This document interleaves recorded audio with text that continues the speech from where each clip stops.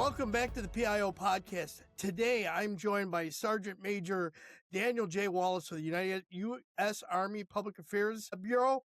With more than 2 decades of service since 2003, Daniel brings with a unique journey, starting as a combat medic before transitioning into public affairs in 2009 to pursue his passion for communications. His career reflects both operational experience, a deep understanding of how messaging impacts mission success, and we're going to talk about leadership, credibility, and what it really takes to communicate effectively in high-pressure environments. Master Sergeant Wallace, welcome to the show. Good afternoon, sir. How are you doing? I am doing great. Thank you very much. We were introduced through a colleague, and he expressed that you might be a great candidate for the show. And I truly, after looking into your background, I'm very excited about today's interview. So let's just jump into this. So you described your early path as screwing up your college experience before college. What happened during that time, and how did that moment shape the decision to enlist?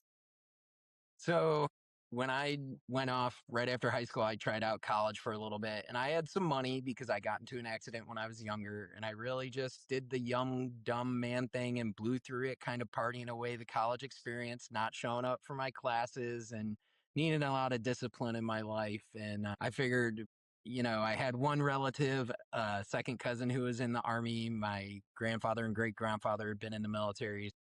And my parents were kind of pushing me in that direction and decided to take the leap and try it out. Excellent. All right. So you joined in 2003. You kept thinking you were getting out after each contract, which my son just re-upped one of his contracts. What kept pulling you back in? So the first time, my first contract, I was in Germany initially, 2003, and I loved Germany. I loved being there. I was with my friends. We had deployed together to Iraq. Then we went on a mission together for a year to Kuwait, and I wanted to stay with them. I wanted to stay with the unit in Germany.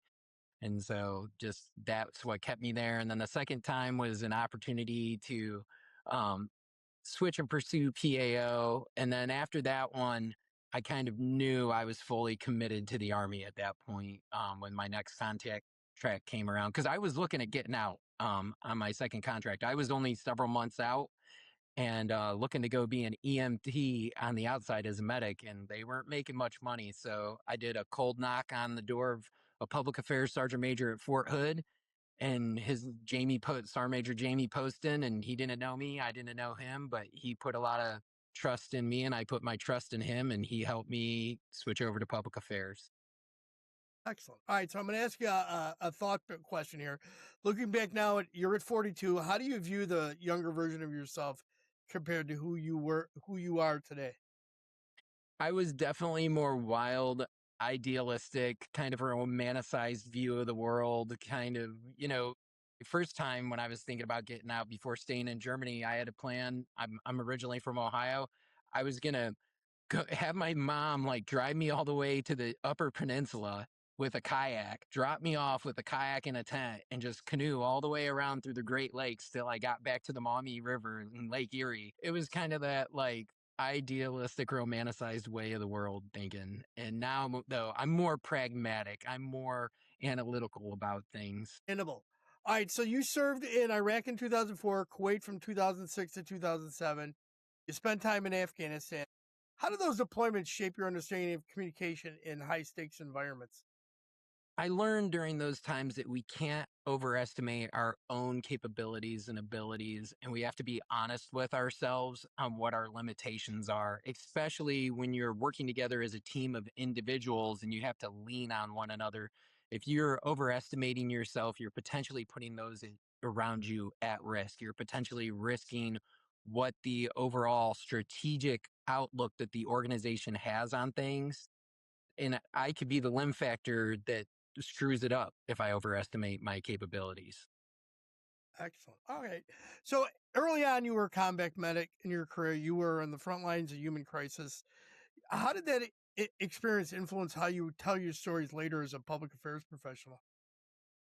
It made me realize that words alone cannot convey the message to people. Like in certain situations, like yes, some situations words are alone are enough.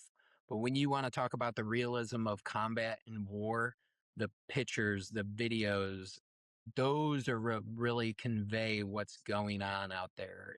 It's the whole kind of that as communications, it's not just one piece. You have all the different elements together to tell the total story of things and help you reach the audience and how you're planning things. Right, right. All right. So early on in the earlier wars in Iraq and so on, as we transitioned in Afghanistan, what are some things that the public still doesn't fully understand about what was going on? So, so for me, and this, it took me a little while to realize this. It wasn't until, a decade, maybe less than a decade ago that I really realized this myself. Talking with some friends who they came in prior to me coming in. They came in answering the call after 9/11, right? And I think uh, the big thing is that these young Americans that answered that call, the sons and daughters of America that said 9/11 happened, were immediately joining. Whatever dreams they had prior to that point was immediately put on pause so they could go defend the country. They could protect and serve the country. And some of them stayed for a career. They found they love it. But some of them, their early years in youth, when they could really afford to make some larger mistakes in life, they gave that up to serve our country. Okay. And as you transitioned into public affairs in '09, initially because of photography, what was it about the visual storytelling that drew you in? It was capturing the moment in time that could resonate with someone, not just snapping photos for, because now digital photography has came so far and you could shoot off 1,000 photos and you can have some AI help you pick out the best one. But you really had to look through the lens and see that moment, capture that moment. And it's going to resonate with the people that are going to see that. Right. And I was thinking about this. I work with a couple guys that we work public affairs in the different branches at different times in the world. Going back to like pre like Kuwait and Iraq and 9/11, public affairs was just reporting what the units were, they got a deployment, there's a new command person and so on. And then comes 9/11 and then comes Iraq, and they're embedded within the units that are going in, and they're sending imagery out that we've never really seen before. Yeah. That you're getting to see an area and a piece of life because we're so familiar with everything around us. The one thing that the Army's helped me do is take my blinders from this to how the world was where I lived, and it just widened them out to see everything that's going, because Iraq's one way, Afghanistan's another way. I've been in Korea, and Korea's one way, Germany's another way. And you just are like, wow. And you start to really put all these things together. Okay, for those outside the military, how would you explain the true role of an Army public affairs person today? So it's really kind of a complex role. We help develop and execute the communication strategies of our commanders, and we help keep the American people informed of where their tax dollars are going to, right? And so, from the highest levels of the Army down to the lowest level of the Army, our chief of staff of the Army is going to outline some priorities or lines of effort that they have that are important to the Army. And how do we communicate that with the American people? One great example is right here in the unit I'm in, the 21st Theater Sustainment Command. We are the logistical backbone in Europe for the US Army, Europe and Africa. We are across the entire theater. Our job is the opening and the setting the theater logistically. We enable the war fighters and our allied partners. We're supply, maintenance, and logistics throughout the theater, and we're taking care of our soldiers. And so, how do we tell that story to the American public? How do we talk to all of our different stakeholders, and then being aware there's people that are probably listening to that as well, that it could be our adversary, and sometimes communication is also deterrence. Right, right. All right. So you mentioned at one point in your career, this is something I found, that you had developed a passion for strategic and the corporate side of communications. What does strategic communication mean inside the Army context? It's developing a communications plan for communicating that relevant information to the target audiences that you've identified that you want to hear that communication. So Who needs to hear it? What does the message need to be? Where does it need to be delivered to? How does it need to be delivered? When does it need to be delivered? And also, any strategic communication should also say, what is that call to action? What do we want them to do, and how are we injecting that into the message? Right. And you had mentioned adversaries before. How do you balance transparency with operational security when communicating to the public? So we try and do that to the greatest extent possible by being honest with our stakeholders, fostering trust with them, but also working with like our G2 and S2 security people, right? So if I'm trying to talk about some sort of training exercise that's going on and I think something I'm writing about may borderline on that operational security side of things, I may go to our security officer and say, "Hey, sir, can you review this to make sure the information in here is releasable information?" And also for public affairs, it's us being knowledgeable and aware about what information is secret, what information is classified. So when we are covering something, we're able to omit that straight from the get go. Okay. So, in today's environment of misinformation, rapid news cycles, what are our biggest challenges that face military public affairs professionals? It's the speed of information, it's the source of information, and it is the volume of information. It can be overwhelming today. And if I'm understanding, you handle social media as well for the units in some way, shape, or form, or is that somebody else? So it really kind of depends.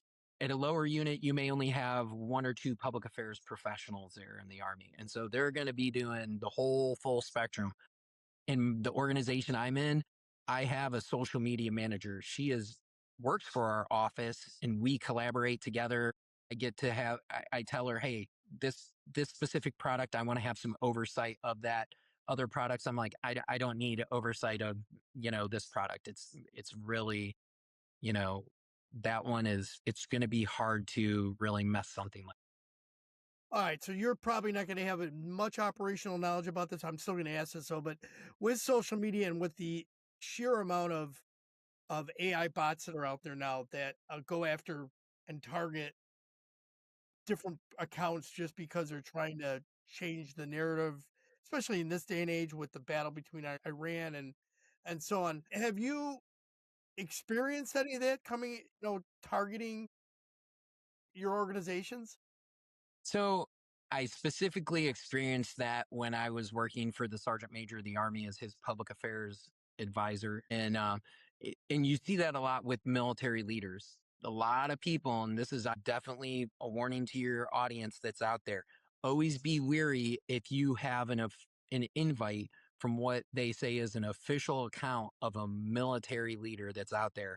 The sergeant major of the army, the chief of staff of the army. There's probably 50 fake accounts right now that are adversary bots that are creating these accounts trying to connect with people.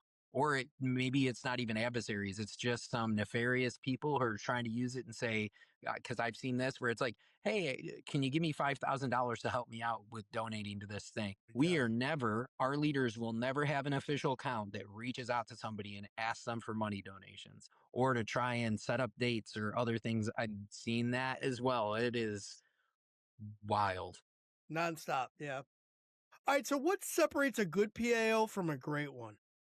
So I would say a good PAO, they're reliable and they definitely get the job done. But the great PAO, they are proactive.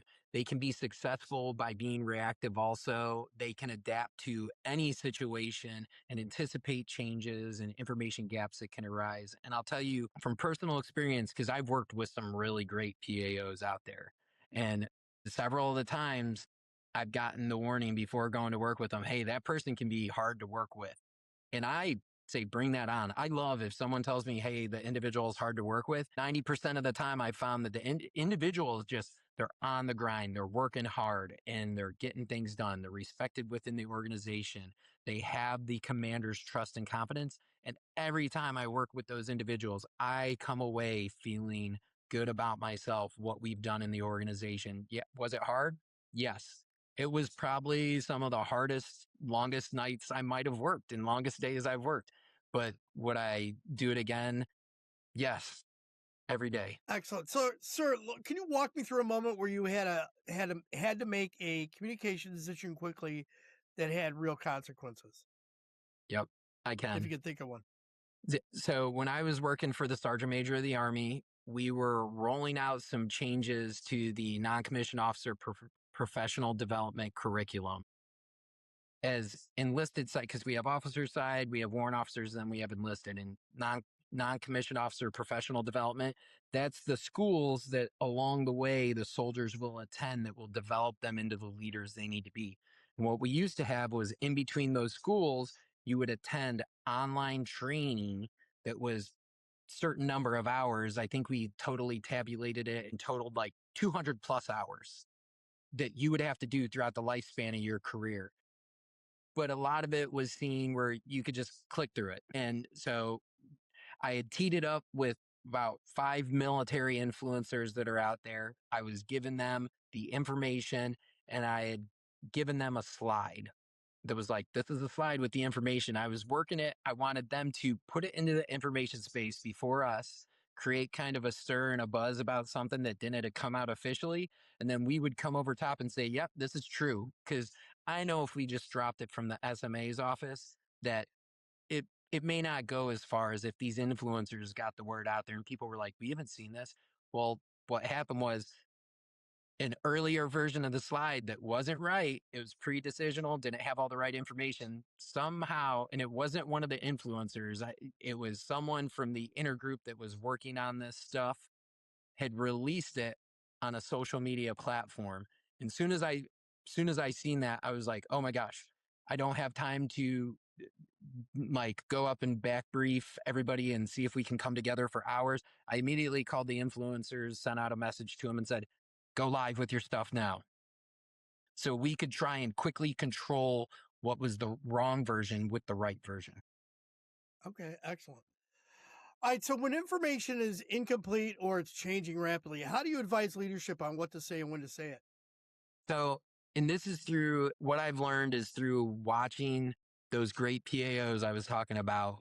I've seen two different ways. One way is we can come out immediately with information, but what's going to have to happen after that is you're definitely going to have to keep doing touch points along the way, more periodic than you would with the other course of action, which is we can wait and have some tactical gather as much information as we can until a point when we couldn't potentially release any more information because we're butting up against an investigation or something into the situation. And then we go out and we release all that information. So now we filled with as much information as possible. And so you're getting fewer media queries at that point than you would if you're giving out small chunks of information and you're constantly on the phone with media trying to field queries. Okay. So would that lead? Is that how your approach has changed in messaging over the course of your career? Would you say that? Yes, but I also think it's in the army, and I learned this. SMA would say this all the time when I was with him, where it's like seeing the forest through the trees. When I was a young soldier, the forest was around me, but I only seen the tree in front of me because I was so focused on me, I. What can I do for myself? And as I became a leader and it's kind of spread out, the higher you go in the military, the more you're taking a holistic look and holistic changes and relying and you're sitting there and relying on those lower level leaders to take care of those individual needs of the soldiers and you're thinking more holistically. So that's how it's changed for me as far as messaging is now I'm looking at how can I message in a holistic manner. Excellent. All right. So you've been married 15 years. You have 4 kids. You now have a grandchild. That's a whole lot serving in the military. How have you managed that balance? So early on in the marriage, not so well. I'm not gonna lie, not so well. And I would say if you ask my wife, probably not the best even today, but better than it used to be. And where it kind of came to a frictional point was when I was a drill sergeant, because I was so all in on training the soldiers, because I was just like, I got to get the best product I can get of a soldier out to the units. And I wasn't realizing that it was affecting my home life. And one of my really good mentors, Sergeant Major Mike Levine, he's retired now. I called him on the phone and was talking to him about it because the day when I had the realization that it was affecting the marriage, And he said, hey, you're not going to get any more time, but it's important that you make the most of the moments and the time that you get. And that's what, That's good advice. yeah, when you get that time, make the most of the time. Be present in the moment with the family when you're there. Right. All right. So, what has your family taught you about leadership that the Army didn't? So, so they need to make sure they're not making the environment unbearable for the people around them, right? Because, and this is the thing, and it goes back to that other piece right before this is my family was living at home all day where I'm with the soldiers all day. Hmm. As a leader, we're in and about our organization, attending meetings and doing different things. But our soldiers that are within our offices or sections are usually in those sections 90% of their time, but we're in and out throughout the day. And I shouldn't make it such an unbearable environment that they're just like, oh gosh, another day to go to work. And they're like dreading putting on the uniform and coming in. But I'm not saying it needs to be, where it's not all rainbows and sunshine every day for them, but I shouldn't make it a feared place for them to come to. Excellent. All right. So, you've had a really long career, and from everything I've read and what you've said, you've had multiple pivots in your life. What advice would you give to someone early in their career who feels like they've already made mistakes?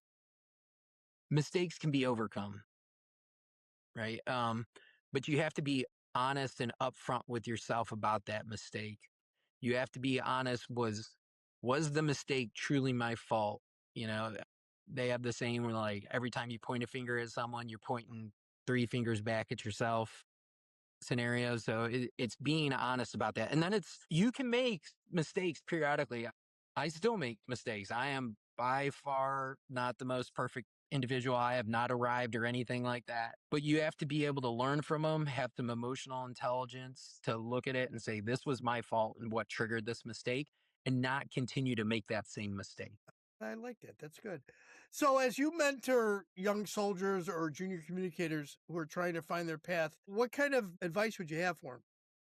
So the advice that I usually have for them is, control the things that you can control within your spectrum, right? Because especially in the Army, we sign the contract. You're here for the duration of your contract. And one of the hardest things, especially for young soldiers, is coming to terms with the fact that, you know, eh, there's an amount of things that are outside of their control, and they have to rely on the fact that their leaders have their best interest at heart, and then controlling the things within their personal realm. Okay. All right. So, let's talk about what skills the next generation of public affairs professionals should be developing right now.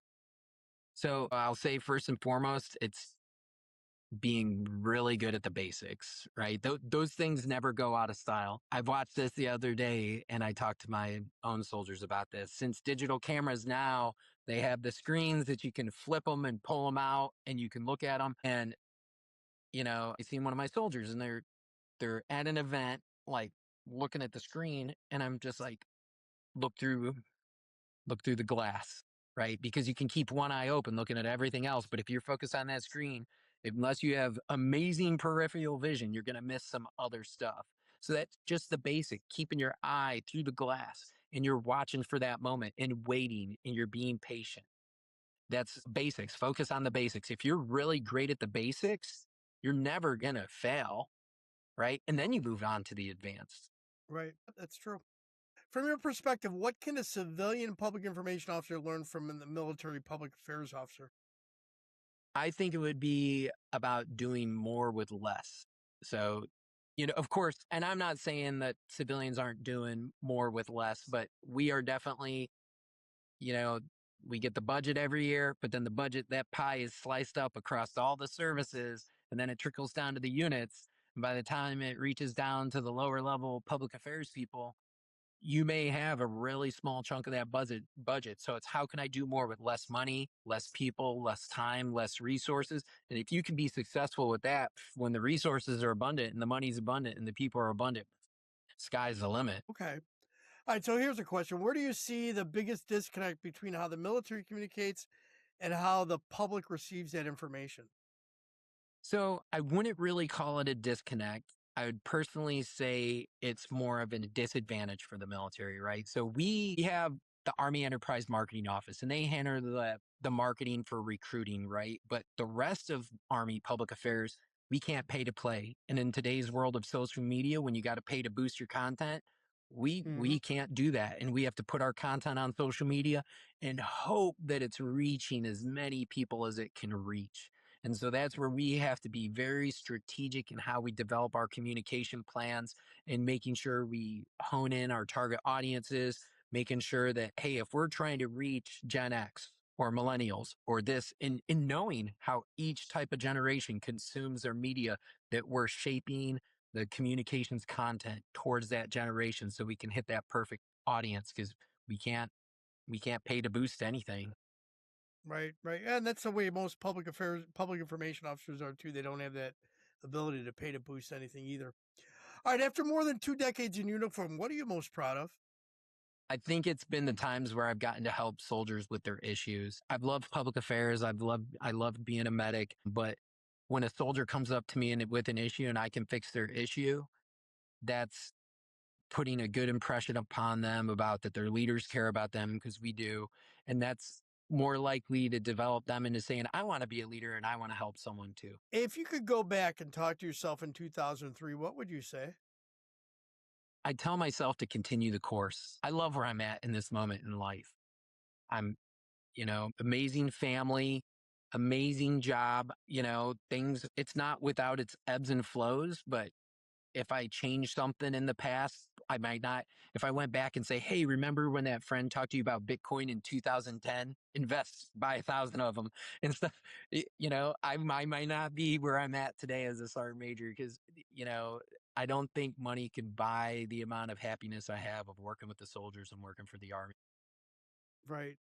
So when your career is all said and done, how do you want people to describe your impact? I want people to say that I left the career field, I left the Army better than what it was, that I developed good soldiers who went on to be great leaders who also developed good soldiers. I like that. That is an excellent way to sum it up. Is there a question I should have asked? And if so, how would you have answered? I think if there was one, it would be about changing communications. I think we're kind of reaching a point. You have vertical and then you have horizontal like integration and advancements. As I look out across what's going on right now with communication style, how do we go? Social media boomed, it was really big, but what's next, right? Is it augmented reality? Do we need to start thinking about how do we market and communicate within augmented reality? When someone finally figures out how to get those glasses out to the masses or something. And so Yeah, it's going to be interesting. Yeah, the next, I would say the next 10 years in communications are going to be interesting because just with the AI and if they can come, and I do think that augmented reality is going to it's going to be kind of a double-edged sword. You're going to have the people that end up becoming shut-ins because they don't really have to ever go anywhere. They can just live within that augmented reality. And I go back to this. Do you remember the movie years ago with Bruce Willis where he was like, they had like these robots that they would put their consciousness into and then they go out in public? I mean, that was the kind of thing that's where I could see people ended up going. oh yeah. And it's gonna end up like when PlayStation and Xbox first came out and PlayStation had Blu-ray, Xbox had HD, and they determined, and so we as public affairs professionals kind of gotta watch those things to where are we gonna hedge our bets on who's gonna be the next thing, where and when. Yep, yep. All right, let's switch this up to some rapid fire questions. All right, here we go. Phone call, voice memo, or FaceTime. What's your go-to for staying connected? FaceTime, Streaming, binge, or weekend read. What's your ideal escape? streaming binge, Morning ritual, sunrise, workout, quiet coffee, or news scroll. uh, coffee, then into a workout. If you could adopt any animal, real or mythical, what would it be? Fennec Fox. What's one song that always gets you moving no matter the mood? Safari Riot's edition of Billy Squires' song "The Stroke." Teleportation or time travel, which power would you pick and why? Time travel. I'd love to go back in time and spend some time with some individuals, personal individuals in my life that are no longer here, and some historic individuals. Excellent. Play it safe or roll the dice. What's your instinct in a crisis? I want to play it safe. I don't want to add to the crisis any more than it already is. Which historical figure would you want to shadow for a day, not just meet? I'd want to go shadow Jesus when he was tempted in the desert. Interesting. Final thoughts. What key points would you like listeners to take from today's interview? I think listeners should take away one big thing is that the Army, the U.S. Army, we're the America's Army. We're the Army made up of the American people. We're your sons and daughters. And if you want to know anything about us, don't just see what's going on in the news. Go out and follow those units on social media. The larger units, they all have social media and they're telling every day what is going on. U.S. Army Europe and Africa, they have social media out there that's telling everything that the soldiers across the entire European theater are doing to prepare for LISCO, to train every day, to take care of things that are going on throughout this theater. As we wrap this up, do you have a piece of wisdom or a motto that you live by? So I have a piece of wisdom that I learned this from SMA, and this is my current one. It's if there's 100 people in a room, there's 100 different experiences going on. And you as a leader should be aware that, you may be telling everybody everything, but those 100 different people may be receiving it different. I like that. How can people best reach out if they want to follow up or connect? If they want to follow or reach out to me, they can find me on LinkedIn. And I will add all that into the show notes. Sergeant Major, thank you. Thank you.